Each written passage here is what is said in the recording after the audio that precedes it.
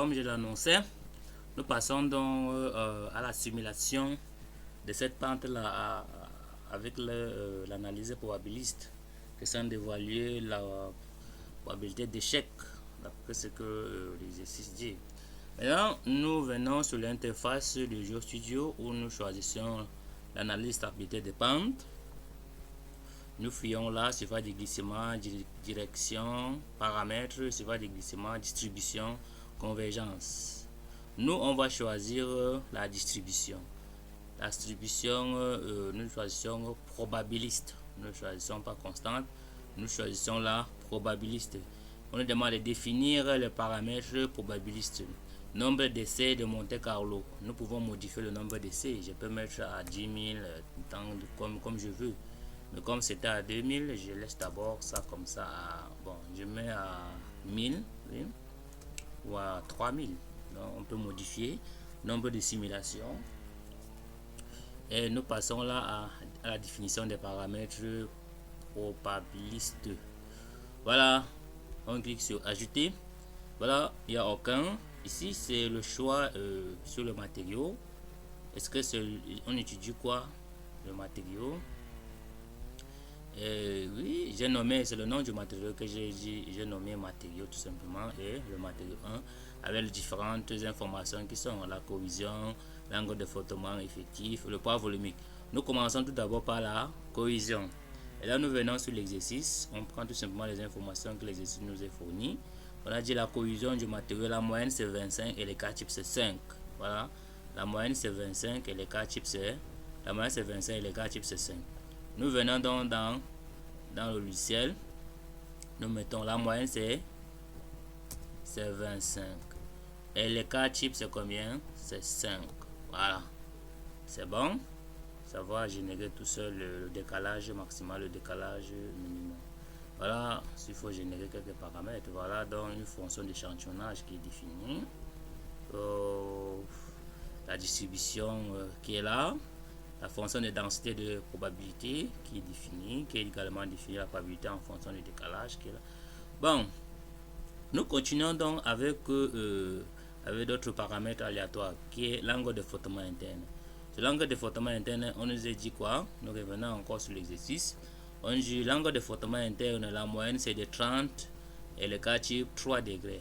Nous mettons ces informations là. La moyenne c'est 30.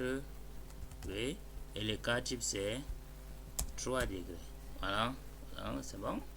Nous avons ces informations. Vous voyez que ici ça varie automatiquement. Nous continuons également avec le poids volumique qui est là. Le poids volumique, nous mettons donc, si nous venons un peu sur Excel, la moyenne c'est 18,96. Je peux prendre comme ça. 18,96. Oui. Et l'écart type est de combien? Nous revenons donc dans notre feuille Excel.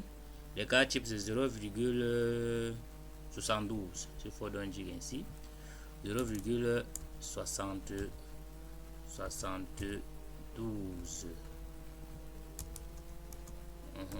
0,72. Une fois les informations fournies, nous tapons toujours sur la distribution, comment les distributions sont. Voilà, la fonction de tout est propre jusqu'ici. Nous cliquons sur fermer. Nous cliquons sur fermer ici là encore. Maintenant, voilà, j'ai d'abord défini la pente. Maintenant, j'ai introduit tous les paramètres possibles, les paramètres aléatoires pour l'analyse des probabilistes. Nous lançons dans la simulation là et retrouvons-nous tout de suite pour le résultat. Ok, nous voici. Voilà le résultat qui a été généré. Voici une analyse de la stabilité d'une pente en régime statique. Voilà l'information que la pente est générée. C'est 1,855 qui est déjà intéressant, qui est déjà très important parce que la valeur des facteurs de sécurité est supérieure à 1,5, largement supérieure à 1,5, qui suppose que la pente est stable. Donc c'est une belle information, je pense que c'est l'idéal. Maintenant, si nous voulions voir toutes les surfaces possibles, toutes les surfaces possibles avec de glissement de terrain, toutes les surfaces possibles avec les différentes valeurs de facteurs de sécurité. Nous venons tout simplement là où on va nous demander d'afficher tout. D'afficher tout. Voilà l'information, voilà les différentes surfaces de glissement qui ont été générées. Et puis zone de sécurité, zone de la carte de sécurité qui sera définie ici en rouge. Vous allez remarquer, voilà, voici la couleur rouge ici qui est là, qui est définie. Si je veux, je décoche. Vous avez remarqué, ça a disparu. Je remets donc là, voilà, la zone de carte de sécurité. Donc c'est la zone où il faut vraiment la sécurité. Il faut faire très attention en cas où la pente, au cas où la pente serait instable. Maintenant, si nous voulons afficher la légende, voici, voilà, la légende est affichée, voilà. Les différentes valeurs du facteur de sécurité en fonction de surface de glissement de terrain qui est là. Nous pouvons aller un peu plus haut là pour visualiser finalement les informations sur l'analyse probabiliste dans ce tableau. Voilà, le tableau nous montre clairement toutes les informations possibles. Le numéro de surface de glissement, voici le numéro 319, on a numéroté surface de glissement et chaque surface de glissement avec la valeur de est définie par une valeur de facteur de sécurité. Voilà les différentes informations et la probabilité de rupture, puisque la probabilité de rupture est de 0 ici. Pourquoi? Parce que la pente est tout simple, parce que la valeur de facteur de sécurité est tout simplement supérieure à 1,5. Puisque la pente, la probabilité, je dis clairement si la règle dit clairement si la probabilité, la valeur de la sécurité est supérieure à 1,5, ça sous-entend que la pente est stable. Qui dit stable, ça veut dire que la probabilité de rupture est de 0%. Voilà. Simplement, on a donc 0,0 partout parce que ça dépend de FS, ça calcule en fonction de FS. Mais néanmoins, on a les informations sur l'indice de fiabilité, voilà. Sur la facteur de sécurité moyen, puisque ça calcule la facteur de sécurité moyen de chaque paramètre. Voici les informations sur le cas type. Vous nous avez demandé sur quelle est l'influence de l'écart type sur le facteur de sécurité. Vous voyez que à chaque fois que l'écart type varie, la valeur de sécurité également varie, l'indice de fiabilité également varie, la facteur de sécurité moyenne varie, tout varie. La facteur de sécurité moyenne qui est là, minimum, facteur de sécurité maximale pour cette pente, pour cette surface de glissement, autant pour moi. Pardon, pour cette surface de glissement, tout simplement, voici les informations qui sont fournies. Donc, il a sa facteur de sécurité minimale, sa facteur de sécurité maximale, la position de la surface de glissement en X, en Y et son rayon d'influence. Voilà les informations sur l'analyse probabiliste. On aura déjà répondu à pas mal de questions. Et là, nous venons donc pour voir un peu les fonctions de distribution et les fonctions de probabilité, tout simplement. Nous pouvons venir là. Bon, ici, ça ne nous dit pas les informations concrètes.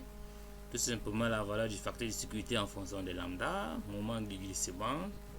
Puisque rappelons que la valeur du facteur de sécurité peut être définie en fonction de moment. Voilà le surface de glissement, FS, surface de glissement. Voici le 319 tout simplement représente le numéro de surface de glissement qu'on a vu tout à l'heure. 319, si on cherche un peu ici, on va voir 319. Voilà 319. Donc les informations sur la surface de glissement, c'est tout simplement. Voilà donc qui est là en fonction de lambda, qui est un paramètre de coefficient de sécurité tout simplement. Donc nous venons là ici pour voir les fonctions de distribution et les fonctions de probabilité. Voilà. Voici la fonction de densité de probabilité qui est définie. La fréquence en fonction de facteurs de sécurité. Nous pouvons également visualiser la fonction de distribution de probabilité également qui est là, tout simplement. Voici. Ou dans le cas où la probabilité de défaillance Fs est inférieure au paramètre variable aléatoire grand X. Nous avons expliqué tout dernièrement dans les vidéos précédentes à quoi correspond grand X, quels sont les paramètres qui entrent en jeu. Nous avons expliqué tout dernièrement. Pour ceux qui me suivent savent de quoi je parle. Voilà. Nous parlons également dans le cas où PFS, voilà, dans le cas où le facteur de sécurité est maintenant supérieur au paramètre variable, la fonction aléatoire, s'il faut dire ainsi, fonction de densité. Donc voilà, en bleu, voilà, dans le cas où Fs est supérieur à grand X. En rouge, dans le cas où Fs est inférieur à grand X. Et grand X ici, je rappelle que le grand X ici est une fonction de densité de probabilité tout simplement. Voilà les informations. facteur de sécurité moyenne, l'indice de fiabilité, la probabilité de défaillance, les cas types, le facteur de sécurité minimal, le facteur de sécurité maximal, nombre d'essais. Rappelons-nous, nous avons mis l'essai à 3000. 3000, nombre de simulations. Voilà. Voilà, d'une manière globale, on aura répondu à pas mal de questions de l'exercice. Déjà, si vous avez des questions ou alors des préoccupations concernant cette thématique, n'hésitez pas à m'écrire ou alors de commenter pour qu'on puisse répondre au max possible ou apporter des suggestions qu'on peut pour un peu briefer sur cette thématique pour qu'ensemble on fasse des merveilles. Bon, déjà merci d'avoir regardé cette vidéo et portez-vous bien. N'hésitez pas à les liker et de vous abonner, partager également. Rendez-vous à la prochaine vidéo qui sera également proclamée sur l'estimation probabiliste de l'analyse de la stabilité des bandes. Cette fois-ci, nous allons utiliser multicouches. Ça veut dire que nous on aura à faire un minimum 3 couches. Donc comment est-ce que l'influence la stabilité des bandes, nous allons évaluer concernant l'exercice. Voilà, la deuxième exercice, la correction de l'exercice pour ceux qui me suivent. Voici, nous allons corriger l'exercice 2, étude probabilité de la stabilité d'une pente multicouche, où nous avons donc défini des éléments. Voilà les différentes couches de terrain. 3 couches cependant. On n'a plus à faire qu'à une seule couche. On a maintenant affaire à 3 couches. Nous allons donc passer à la simulation, bien à la correction de cet exercice dans nos prochaines vidéos. Déjà, je pense que nous avons répondu à toutes les questions qui sont là.